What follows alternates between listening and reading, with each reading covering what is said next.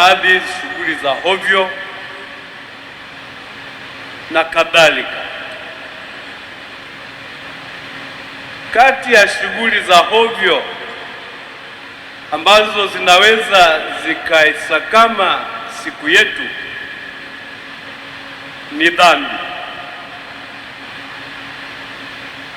Tunaporuhusu dhambi ituandame,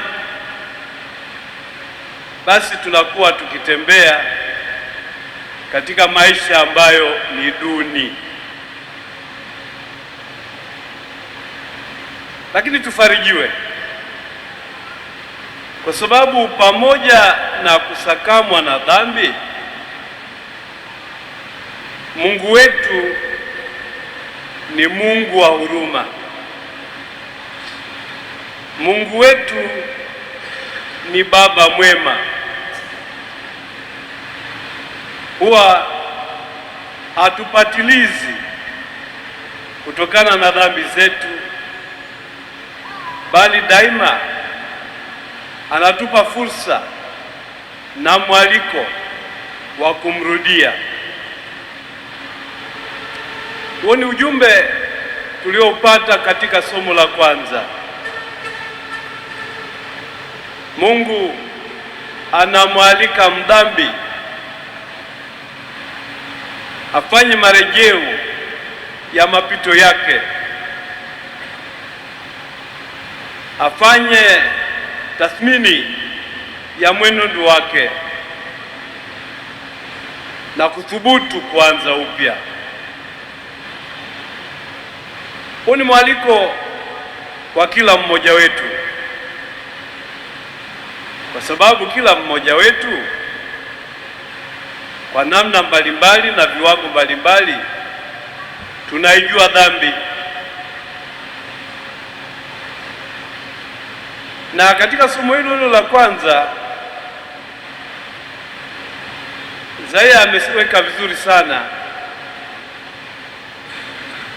Tumebangaiza, tukachukua mimba, tukazaa upepo.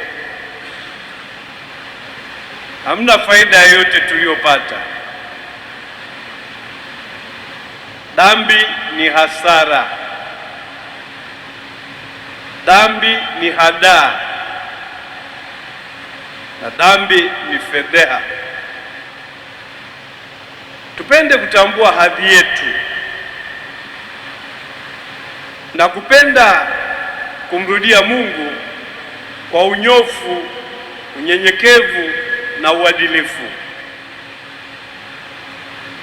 Wa ujumbe wa somo la kwanza unarudiwa katika somo la Injili, ambapo Bwana Yesu anatualika kwake. Hatualiki kama hakimu, anatualika kama mfariji, kama ambaye yuko tayari kutuhurumia na kutukarabati. Njoni kwangu ninyi nyote mnaosumbuka na kulemewa na mizigo, nami nitawapumzisha. Kwa hiyo ninyi ambao leo mlilemewa na mizigo ya uwajibikaji, kazi, hiyo ni mizigo halali. Lakini pale ambapo mtu ametambua kwamba amesakamwa na dhambi, amelemewa na mzigo wa hovyo, tutambue kwamba Yesu anatuhurumia, anapenda kutukarabati, anapenda wokovu wetu na sio maangamizo yetu.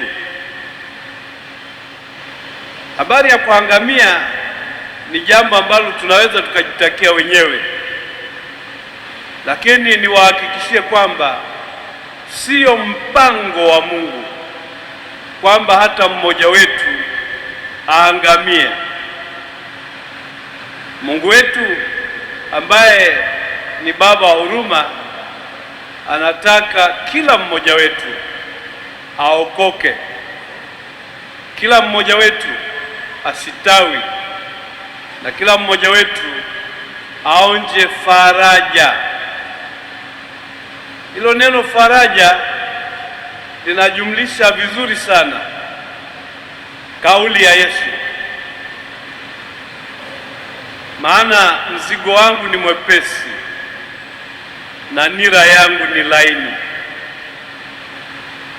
Mzigo wa Yesu ni mzigo wa ukombozi, ni mzigo wa huruma,